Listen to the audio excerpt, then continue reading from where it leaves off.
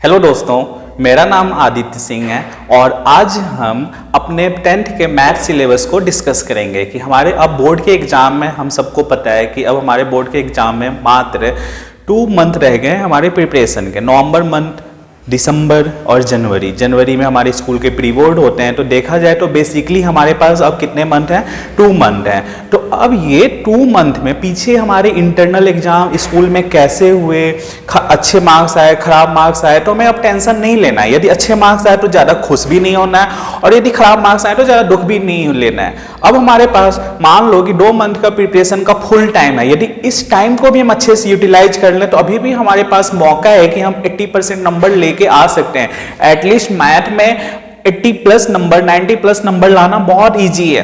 तो मैंने सोचा है कि हमने क्यों ना एक प्लान तैयार किया जाए कि उस प्लान के हिसाब से हम प्रिपरेशन करेंगे और आपको मैं उस हिसाब से गाइड करूंगा ताकि आप ये मिनिमम टाइम में ज्यादा से ज्यादा आपका टाइम यूटिलाइज हो और ये मार्क्स जो आए आपका वो अच्छा से अच्छा आ सके। तो इसके लिए मैंने एक प्रॉपर स्ट्रेटजी तैयार किया है। उस स्ट्रेटजी को हमने फॉलो करने हैं और हमने और आपने मिलके अपना बोर्ड एग्जाम अच्छा करना है और अच्छे मार्क्स लेके हमने पास होने हैं। तो टोटल दोस्तों यदि मैथ की हम चैप्टर की बात करते हैं तो हमारे पहले चैप्टर कुछ ज्यादा होते थे, अब आपके सिलेबस काफी रिड्यूस हो चुके हैं। तो कोई भी एग्जाम को यदि अच्छे से निकालने के लिए सबसे इंपॉर्टेंट चीज होती है कि हमें उसका सिलेबस पता होना चाहिए।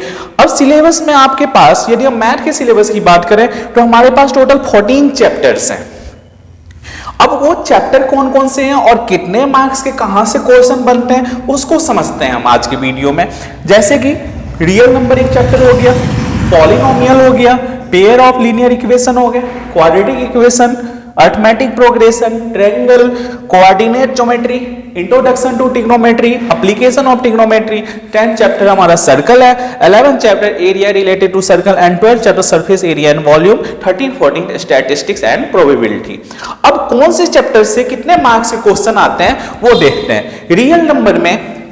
रियल नंबर फर्स्ट चैप्टर से 6 मार्क्स के क्वेश्चन आते हैं और ये जो 4 चैप्टर हैं, सोचो, polynomial, pair of linear equation, quadratic equation, arithmetic progression, यदि हमारे ये 4 चैप्टर अच्छे से तैयार हो जाएं तो हम अपने 20 मार्क्स क्या कर सकते हैं? पक्के कर सकते हैं बोर्ड के लिए।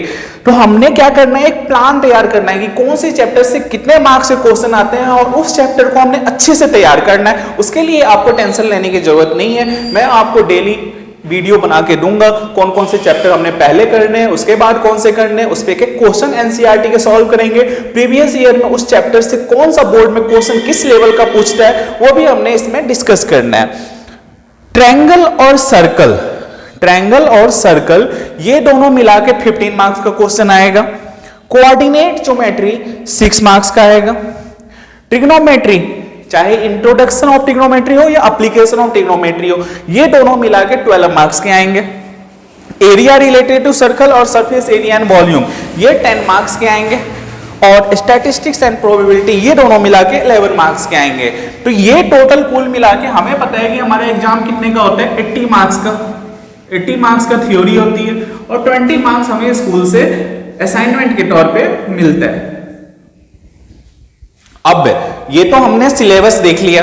अब सिलेबस के अलावा कि हम कैसे इन चैप्टरों को तैयार करें, हमारे पास 2 मंथ हैं, हम जनवरी को मान के नहीं चलते हैं। आज नवंबर शुरू हो चुका है, नवंबर और दिसंबर ये 2 मंथ हम मानते हैं कि हमारे पास 2 मंथ है और उस 2 मंथ में हम ये 14 चैप्टर कैसे कंप्लीट करें, अभी भी पॉसिबिलिटी है।